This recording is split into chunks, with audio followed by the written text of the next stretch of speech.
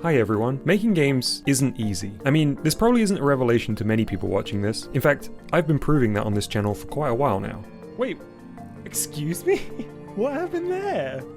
Anyway, today I have something a little different to share with you. This is a development diary of sorts, showing the progress of my latest game, Mousie's Micro Mission, that I created for the Video Dough Jam, a 48-hour GBG community game jam that happened right here on this channel this past weekend. This isn't just a video log though. I'd also like to use this as a debrief and to reflect upon some of the mistakes I made during this development journey, and most importantly, to share those missteps with you in the hope that they'll serve as useful lessons for other builders embarking on their next creation. Hope you enjoy! Okay, so just a few moments ago, I announced the theme of the Dough Jam. Spin the wheel, Mousie! The theme is vessels. It's vessels. I didn't know this ahead of time. It was picked randomly. It's pretty late here, so I'm going to go to sleep now and get started on the game in the morning.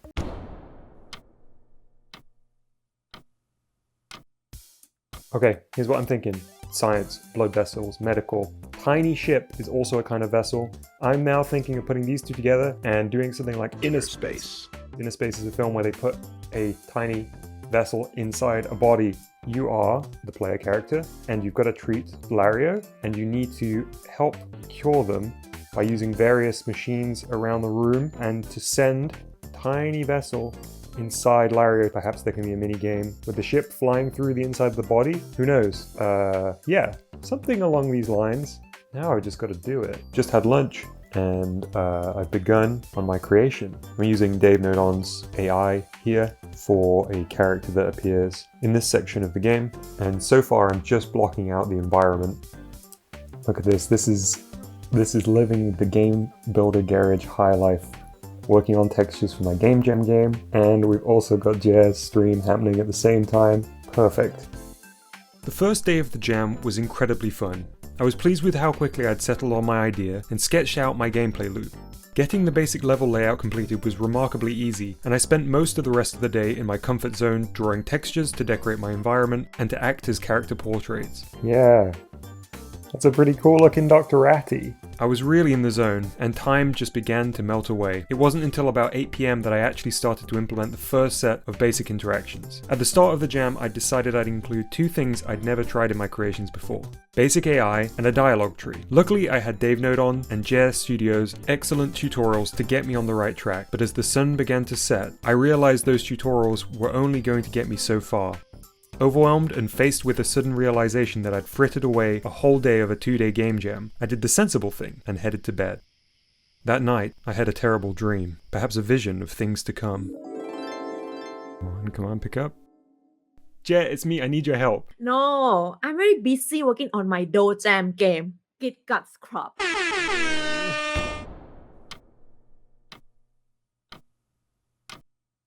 Alright, so it's the second day of the jam. I think I have to be realistic about what I'm actually going to be able to get done. The thing that I've spent way too much time trying to figure out is how to get the triggering of the AI to switch to different modes and also respond sequentially to the other inputs that are there in the game. I don't think we're going to have time for the minigame. Remember the minigame? Yeah, that's probably not happening. At this point, I admitted to myself that I was really stuck, completely out of options, and despite the ominous premonition of the night before, I did the only thing I knew how. Okay, I'm thinking I'm probably going to have to ask someone who actually knows what they're doing at this point. Otherwise, I'm just going to be trying random combinations of Nodon until I run out of time. I think I'm going to try calling Jer. But I don't know, what if she's just been completely taken over by the spirit of competition and she doesn't want to help me? It's a real possibility. Nervous, I clicked the start call button on Discord. But of course, the reality wasn't like my nightmare at all. And like the true GBG expert she is, Jer even made me feel like I actually knew the solution all along. Yeah, so it's like after the person pressed the button, the output at A would switch to like maybe wormhole exit B input instead. Yeah, that's exactly what I was thinking. Okay, that seems doable. Re-energized by my call, I got back to work and actually made some meaningful progress. By this point, I had a sort of working game, but I was running out of time.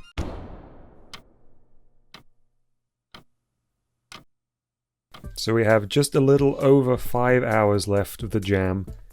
Despite everything that's happening here, all this madness, my text box is currently broken. My interaction, currently broken. At least I got a fancy start screen on this computer though. Definitely worth spending most of my 48 hours working on that, huh? Hey Mousy, we'll get to you eventually. I realized I haven't done one very important thing, and I think this will be what propels me forward. We need a knot, and we need it upside down. Everyone knows this is my lucky talisman. It's gonna be smooth sailing from here, I'm sure about it. I'm sure about it.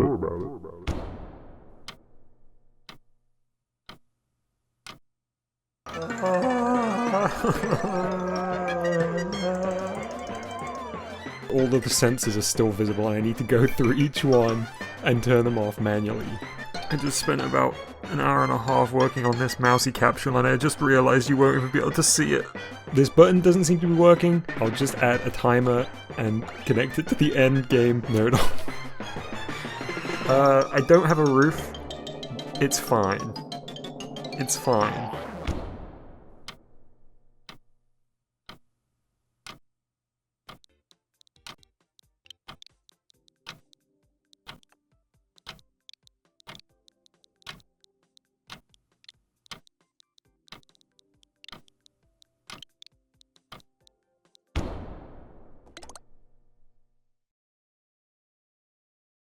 And with that, it was done. Almost immediately, the tension was broken.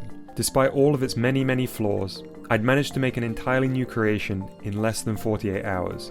And more than that, it was something I was genuinely quite proud of. I tested my GBG programming abilities and tried out some brand new techniques that I'd never been brave enough to use before. As I scrolled through the Game Jam submission channel on the Discord, I realized that I wasn't alone in this achievement.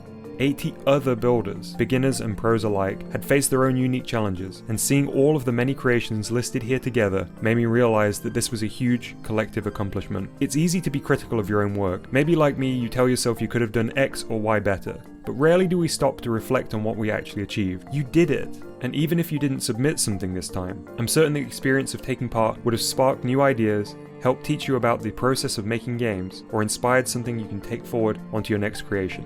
Until next time, happy building. Bye-bye! Hey cool gamers, thank you so much for watching and to everybody who took part in the first ever Video Dojam. I can't wait to try out all your creations in the Dojam celebration stream. In fact, by the time this video has gone live, at least one of those has probably already happened. So if you'd like to see some amazing creations by a talented community of builders, click the link on screen now. Also, we'll almost certainly be doing another Dojam down the line, so if you haven't already, why not subscribe? That way you'll be the first to know once it's announced. Alright, bye bye, for realsies this time.